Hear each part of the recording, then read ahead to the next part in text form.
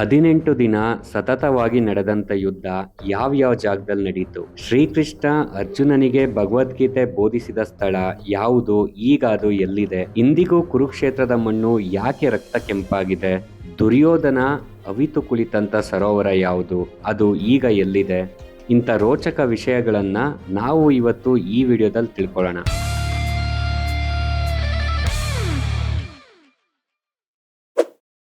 ಆದಿಶಂಕರಾಚಾರ್ಯರಿಗೂ ಕುರುಕ್ಷೇತ್ರಕ್ಕೂ ಸಂಬಂಧ ಇದೆ. 5000 ವರ್ಷಗಳ ಹಿಂದೆ ಕುರುಕ್ಷೇತ್ರ ಯುದ್ಧ ನಡೆದಿತ್ತು. ಶಂಕರಾಚಾರ್ಯರು ಕಾಲ್ನಡಿಗೆಯಲ್ಲೇ ಅಖಂಡ ಭಾರತವನ್ನು ಸುತ್ತದವರು. ಅವ್ರಿಗೆ ಮಹಾಭಾರತ ಗೊತ್ತಿತ್ತು, ಭಗವದ್ಗೀತೆ ಗೊತ್ತಿತ್ತು. ಆದ್ರೆ ಆ ಜಾಗನ ಅವರು ಹುಡುಕೊಂಡು ಇಲ್ಲಿಗೆ ಅಂತ ಬಂದಾಗ ಬರೀ ಕಾಡ್ ಬೆಳೆದಿತ್ತು.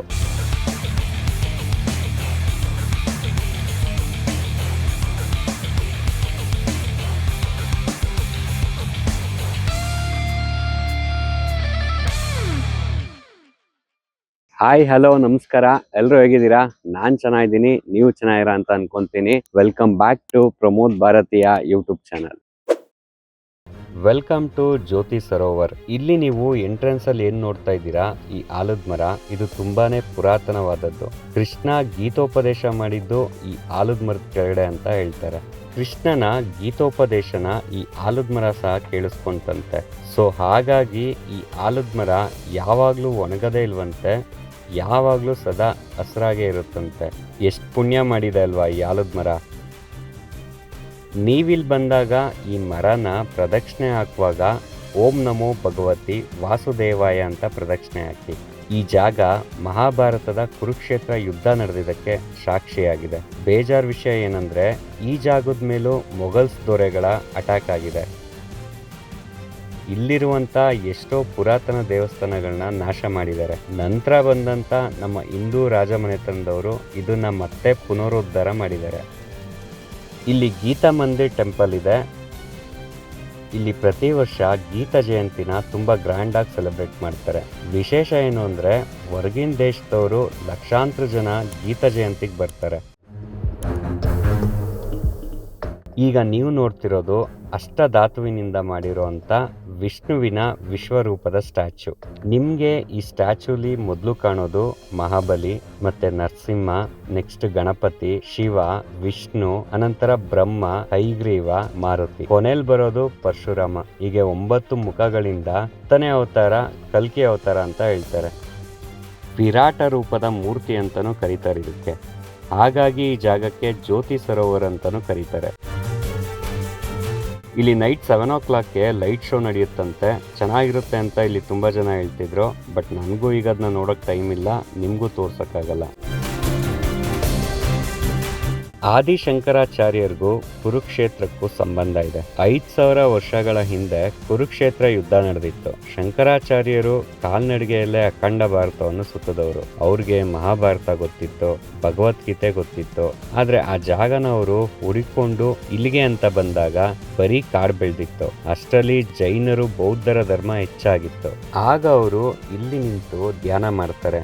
ಆಗ ಅವ್ರಿಗೆ ಒಳಗಿಂದ ಒಂದು ವಾಯ್ಸ್ ಕೇಳಿಸುತ್ತೆ, ಇದೇ ಕುರುಕ್ಷೇತ್ರ, ಇಲ್ಲೇ ಭಗವದ್ಗೀತೆ ಹುಟ್ಟಿದ್ದು ಅಂತ ಕೇಳಿಸುತ್ತೆ. ಆಗ ಅವರು ಇದನ್ನ ಸ್ಥಾಪನೆ ಮಾಡ್ತಾರೆ. ಅಲ್ಲಿವರೆಗೂ ಇದು ಕಾಡಷ್ಟೇ ಆಗಿತ್ತು, ಇಲ್ಲಿ ಏನು ಉಳಿದಿರ್ಲಿಲ್ಲ. ಆದಿಶಂಕರಾಚಾರ್ಯರಿಂದ ಮತ್ತೆ ಈ ಕುರುಕ್ಷೇತ್ರ ಎಲ್ರಿಗೂ ದರ್ಶನ ಮಾಡುವಂತಾಯ್ತು. ಶಂಕರಾಚಾರ್ಯರು ಕೇದಾರ್ನಾಥ್ ವರ್ಗೂ ನಡ್ಕೊಂಡೇ ಹೋಗ್ತಾರೆ. ಅವರು 4 ಧಾಮಗಳನ್ನ ಸ್ಥಾಪನೆ ಮಾಡ್ತಾರೆ. ಉತ್ತರದಲ್ಲಿ ಬರೋದು ಬದ್ರಿನಾಥ್ ಧಾಮ. ಅಲ್ಗ ಹೋಗುವಾಗ ಕುರುಕ್ಷೇತ್ರದ ಮೇಲೆ ಹಾದೋಗ್ತಾರೆ. ಅವ್ರಿಗಿಲ್ಗೆ ಸಮತಟ್ಟಾದಂತ ಭೂಮಿ ಮುಗಿಯುತ್ತೆ. ಮುಂದೆ ಸಿಗೋದು ಅವ್ರಿಗೆ ಹಿಮಾಲಯ. ಶ್ರೀಕೃಷ್ಣ ಸಂಧಾನಕ್ಕೆ ಅಂತ ಕೌರವರ ಹತ್ರ ಹೋಗ್ತಾನೆ. ಆದ್ರೆ ಸಂಧಾನ ಮುರಿದು ಬೀಳುತ್ತೆ. ಕೃಷ್ಣಂಗೂ ಆಕ್ಚುಲಿ ಸಂಧಾನ ಬೇಕಾಗಿರಲ್ಲ, ಯುದ್ಧನೇ ಬೇಕಾಗಿರುತ್ತೆ. ಯುದ್ಧ ಫಿಕ್ಸ್ ಆದಾಗ ಕೃಷ್ಣ ಯುದ್ಧ ಮಾಡೋಕೆ ಜಾಗ ನೋಡ್ಕೊಂಡು ಬನ್ನಿ ಅಂತ ತನ್ನ ದೂತರನ್ನ ಕಳಿಸ್ತಾನೆ. ದೂತರು ಜಾಗ ಹುಡುಕ್ತಾ ಈ ಪ್ಲೇಸಿಗೆ ಬರ್ತಾರೆ. ಆಗ ಇಲ್ಲಿ ಇಬ್ರು ಅಣ್ತಂದಿರು ಜಗಳ ಆಡ್ತಿರ್ತಾರೆ. ಅಣ್ಣನ ಜಮೀನಲ್ಲಿ ಒಂದು ಕೆರೆ ಇರುತ್ತೆ. ಆ ನೀರು ತಮ್ಮನ ಜಮೀನ್ಗೆ ಹೋಗಿ ಬೆಳೆ ಎಲ್ಲ ಹಾಳಾಗ್ತಾ ಇರುತ್ತೆ. ಆಗ ಅಣ್ಣ ತಮ್ಮಂಗೆ ತುಂಬಾ ಸಲ ಹೇಳ್ತಾನೆ, ಆ ನೀರಿಗೆ ಒಂದು ಬ್ಯಾರಿಗೇಟ್ ಹಾಕು ಅಂತ. ತಮ್ಮ ಅದಕ್ಕೆ ತಲೆನೇ ಕೆಡಿಸ್ಕೊಳಲ್ಲ. ಆಗ ಅಣ್ಣನಿಗೆ ಕೋಪ ಬಂದು ತಮ್ಮನ್ನ ಸಾಯಿಸಿ ಆ ನೀರಿಗೆ ಬ್ಯಾರಿಗೇಟ್ ಹಾಕ್ತಾನೆ. ಈ ಘಟನೆನ ದೂತರು ಬಂದು ಕೃಷ್ಣಂಗೆ ಹೇಳ್ತಾರೆ. ಕೃಷ್ಣ ಅದಕ್ಕೆ ಓಕೆ, ಈ ಜಾಗ ಯುದ್ಧಕ್ಕೆ ಸರಿ ಹೋಗುತ್ತೆ, ಯಾಕೆಂದ್ರೆ ಇದು ಸಹ ದಾಯಾದಿಗಳ ಮಧ್ಯೆ ನಡೀತಾ ಇರೋಂಥ ಯುದ್ಧ, ಹಾಗಾಗಿ ಈ ಜಾಗ ಸರಿ ಹೋಗುತ್ತೆ ಅಂತ ಈ ಜಾಗನ ಸೆಲೆಕ್ಟ್ ಮಾಡ್ತಾನೆ. ಅಷ್ಟು ಕ್ರೌರ್ಯ ತುಂಬಿದಂತ ಭೂಮಿ ಇದಾಗಿತ್ತು. ಯಾಕಂದ್ರೆ ಅವನು ಗೊತ್ತಿತ್ತು ಪಾಂಡವರಿಗೆ ಯಾವಾಗ ಬೇಕಾದ್ರೂ ಕೌರವ್ರ ಮೇಲೆ ಮೋಹ ಹುಟ್ಬೋದು ಅಂತ. ಕೊನೆಗೂ ಕೃಷ್ಣ ಗೆಸ್ ಮಾಡ್ದಾಗೆ ಆಯ್ತು. ಅರ್ಜುನನಿಗೆ ಮೋಹ ಬಂತು, ಆಗ ಭಗವದ್ಗೀತೆ ಹುಟ್ಕೊಂತು. ಈಗ ನಾವು ಬಂದಿರೋದು ಬ್ರಹ್ಮ ಸರೋವರ್ಗೆ. ಈಗ ನಾವು ಬಂದಿರೋಂಥ ಜಾಗ ಬ್ರಹ್ಮ ಸರೋವರ್. ಈ ಬ್ರಹ್ಮ ಸರೋವರ್ ತುಂಬಾ ಪುರಾತನವಾದದ್ದು, ಅಂದ್ರೆ ಮಹಾಭಾರತ ನಡೆಯೋಕ್ಕಿಂತ ಮುಂಚೆಯಿಂದನೂ ಇತ್ತು ಅಂತ ಹೇಳ್ತಾರೆ. ಕುರುಕ್ಷೇತ್ರ ಯುದ್ಧ ನಡೆಯುವಾಗ ಲಕ್ಷಾಂತರ ಜನ ಸೈನಿಕರು ತಮ್ಮ ಬಾಯಾರಿಕೆನ ನೀಗಿಸ್ಕೊಳ್ಳೋಕೆ ಈ ಬ್ರಹ್ಮಕುಂದ ನೀರ್ನೇ ಉಪಯೋಗಿಸ್ತಾ ಇದ್ರು. ಸುಮ್ಮನೆ ಹಂಗೆ ಇಮ್ಯಾಜಿನೇಷನ್ ಮಾಡ್ಕೊಳ್ಳಿ, ಕುರುಕ್ಷೇತ್ರ ಯುದ್ಧ ಈ ಜಾಗದಲ್ಲಿ ನಡೀತಾ ಇತ್ತು, ಲಕ್ಷಾಂತರ ಜನ ಇಲ್ಲಿ ಸೈನಿಕರಿದ್ರು, ತುಂಬಾ ಒಂದಷ್ಟು ಆನೆಗಳು, ಕುದುರೆಗಳು ಎಲ್ಲಾನು ಇತ್ತು ಅಂತ. ಇದು ಏಷ್ಯಾದಲ್ಲಿ ಅತಿ ದೊಡ್ಡ ಸರೋವರ ಅಂತಾನೂ ಕರೀತಾರೆ. ಇಲ್ಲಿ ಮಧ್ಯ ಕಾಣ್ತಿರೋದು ಸರ್ವೇಶ್ವರ ದೇವಸ್ಥಾನ, ಅಂದ್ರೆ ಈಶ್ವರನ ದೇವಸ್ಥಾನ.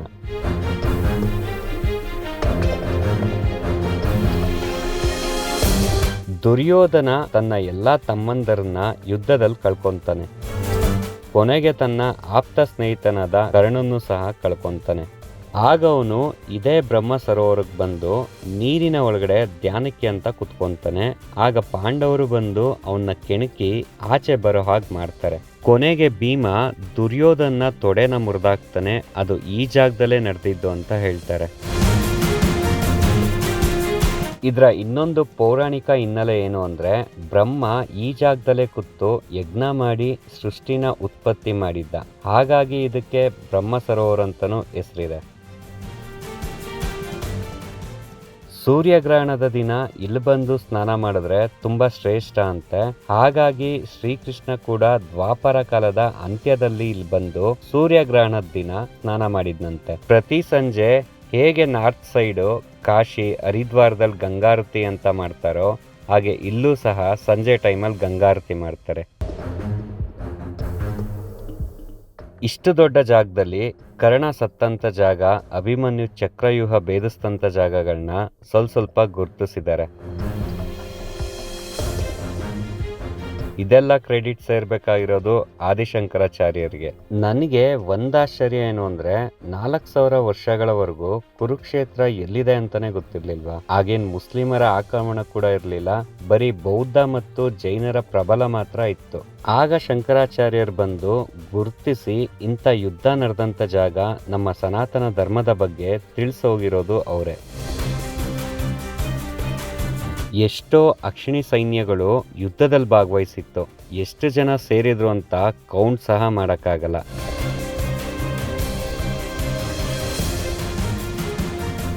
ಈಗ ನಾವು ನೋಡ್ತಾ ಇರೋದು ದ್ರೌಪದಿ ಕುಂಜ.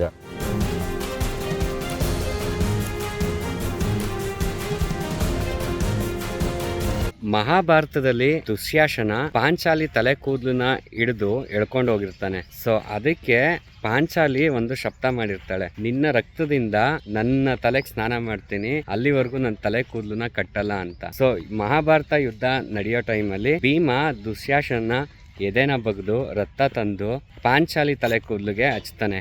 ಆ ಜಾಗ ಇಲ್ಲಿದೆ. ಈ ದ್ರೌಪದಿ ಕುಂಜ ಇರೋದು ಬ್ರಹ್ಮ ಸರೋವರದ ಹತ್ರನೇ, ವಾಕಬಲ್ ಡಿಸ್ಟೆನ್ಸು.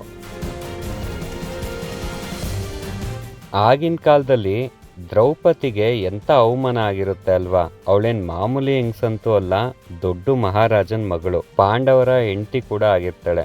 ದುರ್ಯೋಧನ ಮತ್ತೆ ದುಶ್ಯಾಸನ ಬೇರೆ ಯಾರು ಅಲ್ಲ, ದ್ರೌಪದಿ ಅತ್ತಿಗೆ ಆಗ್ಬೇಕು.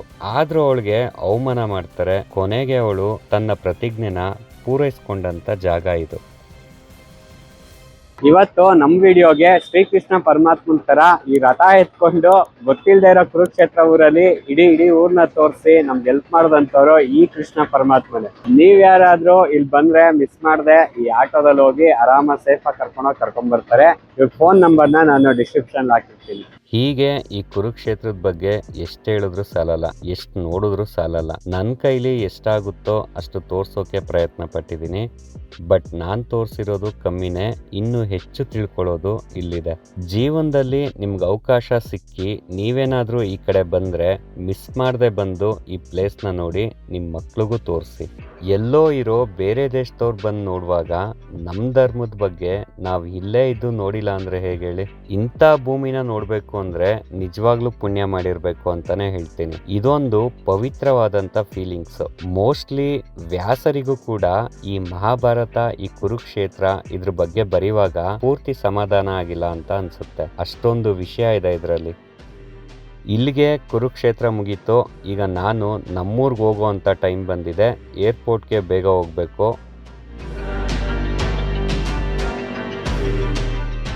ಸರ್, ಫೈನಲ್ ಆಗಿ ನಮ್ಮ ಟ್ರಿಪ್ ಎಲ್ಲ ಮುಗಿಸಿ ಬ್ಯಾಂಗ್ಳೂರ್ಗೆ ಹೊರಟಿದ್ದೀವಿ. ಹೆಂಗಿತ್ತು ಟ್ರಿಪ್ಪು, ಶೂಟ್ ಎರಡೂನು? ಶೂಟ್ ಅದ್ಭುತವಾಗಿತ್ತು, ಒಳ್ಳೆ ಮಜಾ ಇತ್ತು.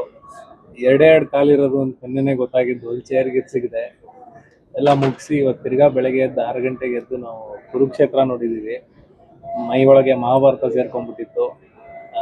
ಭಾಳ ಇಷ್ಟ ಆಗಿದ್ದೇನು ಅಂತಂದ್ರೆ ನಮ್ಮ ಸಾರಥಿ ಟುಕ್ ಟುಕ್ ತಾತ ನಮ್ಮ ಸಾರಥಿಯಾಗಿ ಬಂದಿದ್ದು ಸಖತ್ ಅದ್ಭುತವಾಗಿತ್ತು.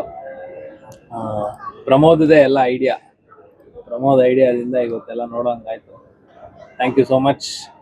ಸರ್, ಬರೀ ಪರಾಟನೇ ತರ್ಸ್ರಿ ಸರ್, ಬರೀ ಪರಾಟನೇ ತಿನ್ಸುರಿ. ಪರಾಟ ತಿಂದು ತಿಂದು ತಿಂದು ಬೇಜಾರಾಗ್ಬಿಟ್ಟಿದೆ.